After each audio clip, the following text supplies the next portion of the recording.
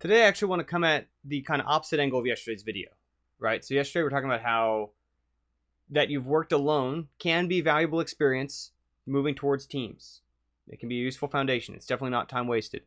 What I want to emphasize today, though, is that that does not mean, therefore, that you have to be able to make games alone before you build them with teams. And this is a roadblock I see beginning game developers all the time put in their way when I'm trying to get people on board into Gamketo Club's remote collaborative practice game development processes. Is some people, they don't want to do anything until they've done stuff entirely alone. And there's a little seed of truth in there that I'll speak to, but there's also a great deal of misunderstanding. Kind of going back to that Tony Jaa case of a mistaken belief that everyone building games on teams has or even can necessarily make games completely on their own. Most games you've enjoyed in your life, most of the people who worked on those have never made a full game alone. And I mean that. That's not like an exaggeration. It's not hyperbole. It's not the exception. It is so extremely normal. The vast majority of people involved in making games have never, A, made a game completely alone, B, certainly not a game alone that you've heard of or would care about or think fondly and have memories of. At best, it might be some one-off kind of under-the-hood student projects, might be some best kind of solo jam stuff off on the side experimenting, maybe some seed of that led into something more meaningful later, but almost always their impressive work has come through collaboration, through teamwork. Now, I did say there's a bit of a seed of truth in it, and that is where, certainly like in our processes, and this isn't me just advocating for why we do things the way we do in Gamketo Club, it's the other way around. We do them this way because this is what I have found to be true through nearly 2,000 hours of training people. And what that is that it is useful to get some of your basic fundamentals out of the way solo before you move into team stuff. This is why we have kind of a retro remake, ball and paddle game, one kind of secondary course after that introduces you to putting graphics and rotating images. And that's because those are things where if we go straight into teamwork and we've never done even the fundamentals alone, we can actually wind up with these gaps where we've always leaned on others.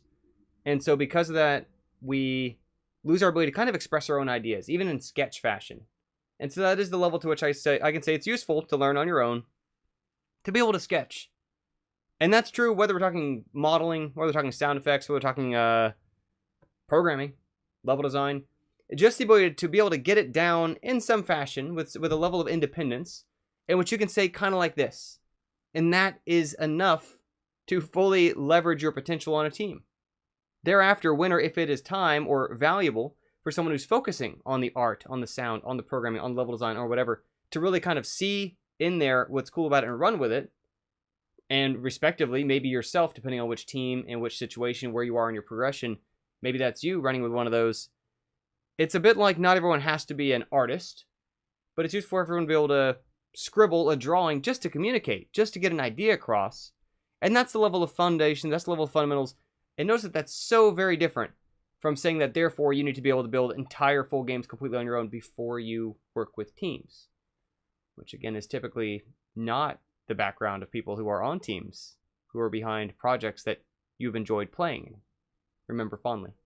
So that's all I want to emphasize today, that there is, on the one hand, there's some things that are useful to learn independently or as a foundation, but to not take that too far, to not mistake that to mean that therefore there's a hurdle of you must. And the kind of, this Tony Jaa, didn't realize special effects and wires and slow motion cameras were a thing.